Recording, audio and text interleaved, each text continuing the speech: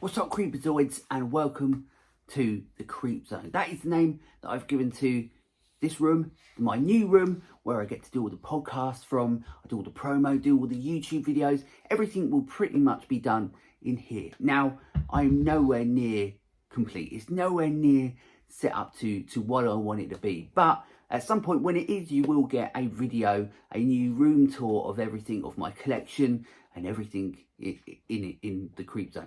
But one of the things that I have got sort of set up is my Blu-rays, and it gave me an idea for a very quick video because it's been a while. I thought that I would go through what are my essentials, what are my must-watch horror Halloween classics.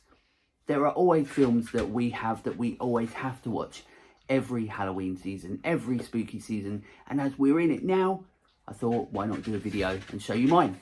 So they're over here. Let's go and have a look. So here is my Blu-ray collection of horrors.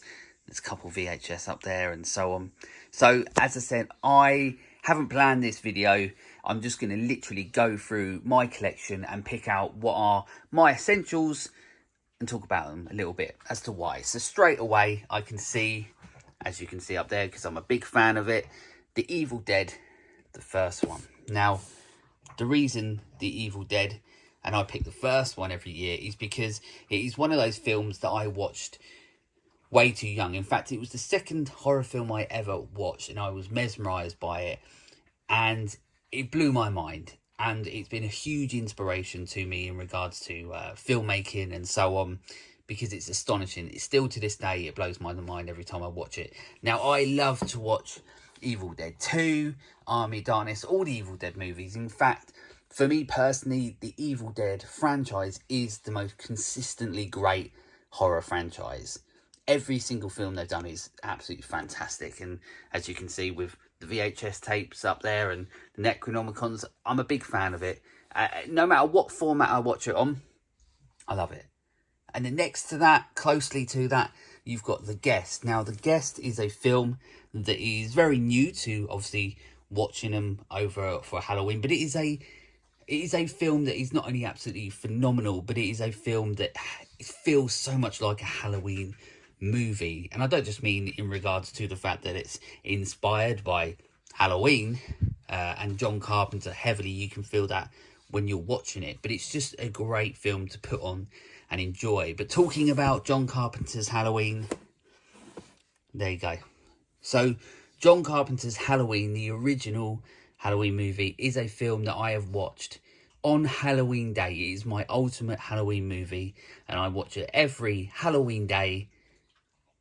And I have done since I was about 12 or 13 years old. It is my go-to. It is the definitive, for me, Halloween movie. I mean, it's called Halloween, so of course it is. Going down here, we can see Scream. Scream is another movie that is always going to be on my watch for Halloween. Once again, since I was about 12 or 13, the first time I watched Scream, I was mesmerised by it. It was so cool. It was so fresh. Even though it was dealing with dark subjects, and Billy Loomis was an absolute doucher and he did some horrible things, I couldn't help but just absolutely love his character of, you know, and I dressed like him. Like, I had the curtains, I had the white t-shirt, the black jeans, the black boots, and I was making my own home movies, pretending to be him and so on. It's a huge influence, Scream is, not only on the genre, but it did have a huge influence on a lot of people around sort of my age as well, and still continues to do so. Scream is just such a fun one. Another fun one that I watch all the time, every year, has to be The Lost Boys. So The Lost Boys, for me, is another reason as to why I love watching these sort of films on Halloween, because it's fun. Halloween, like I've already mentioned, is a ridiculously fun time of year, and that's what I try and make it. So the films that I do watch, always either I have a connection to, or they're films that I just enjoy watching because it really gets you in the mood, gets you in the spirit of Halloween. The next one, you can't go wrong with that, the Texas Chainsaw Massacre. One of, still to this day, the most insane films you can ever watch. It is it's insane that on a technical standpoint, what they managed to achieve for a film that feels still to this day that there was no budget to it, and it feels so real, but yet it looks absolutely phenomenal, and the graininess and the grittiness adds to that realism. It's still a film to this day that I know terrifies so many people, and you can see why. It's a great one to watch on on Halloween. It might be dark, it might be absolutely insane, but still, it's a classic, and it's a classic for a reason. Talking about classics, you have The Shining. Now, The Shining is a weird one for me because, yes, I watch it every Halloween, but also, for some reason, it's like a comfort movie for me, and I don't know what it is. It could be the fact that it's one of the most beautiful films ever made, and it's so perfect and articulate, and it's so... The cinematography is amazing, the aesthetics or the performances are absolutely faultless. I love The Shining. It is one of my favourite movies of all time, and I watch it every year. You probably noticed next to it, The Thing. Now, the thing with The Thing is the fact that I watch it all year round, all the time. So I'm not going to add it into this list because it is purely a film that I watch all the time. But The Thing, obviously, one of the greatest films of all time. Going down to the next shelf, there may not be something here. We'll soon find out and see if there's anything that's on my list of things that I watch every year. Well, one of the things here, there we go. We go with this one. Fright Night.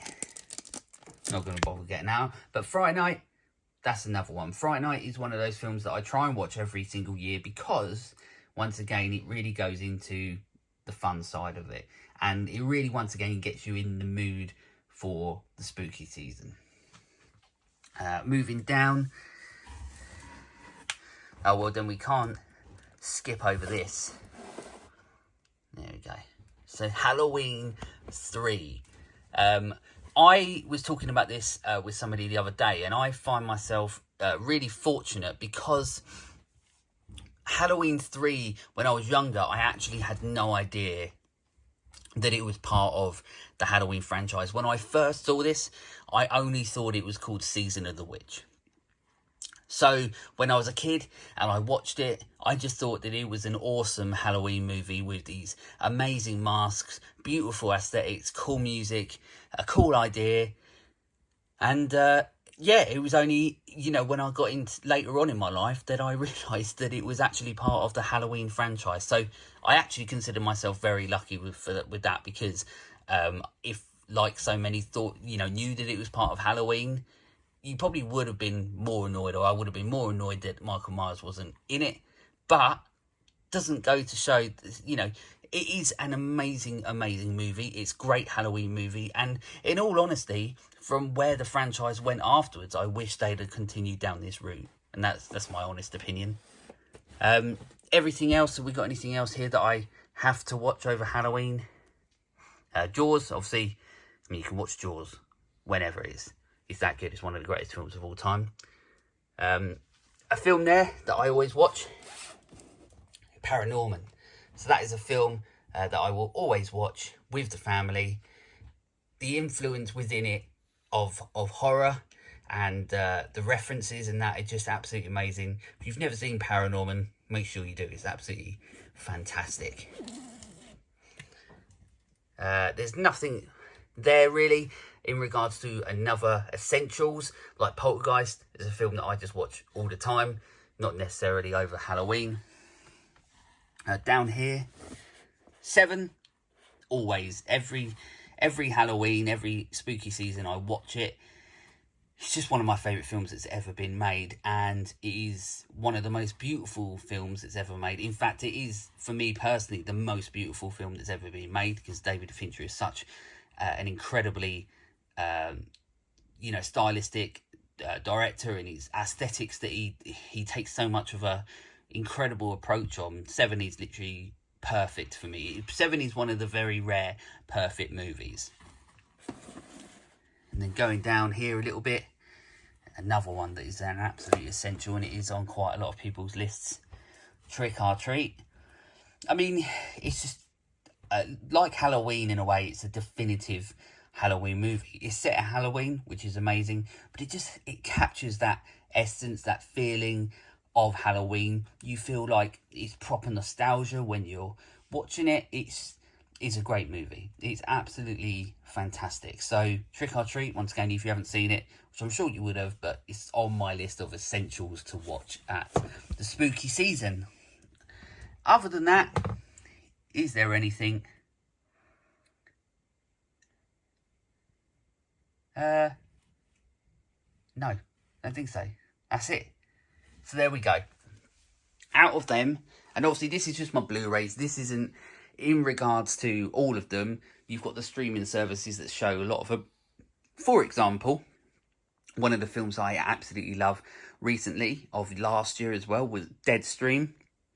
If you haven't seen Deadstream, it's amazing. But that movie I watched a lot last year. It is absolutely amazing, and I will be doing that again. I'll be doing that again this year. I will be watching Deadstream. It's on Shudder, so make sure you go and watch it. But that's it. That's my essentials that I've got here. Let me know in the comments yours. I want to know your essential Halloween spooky time essentials that you watch.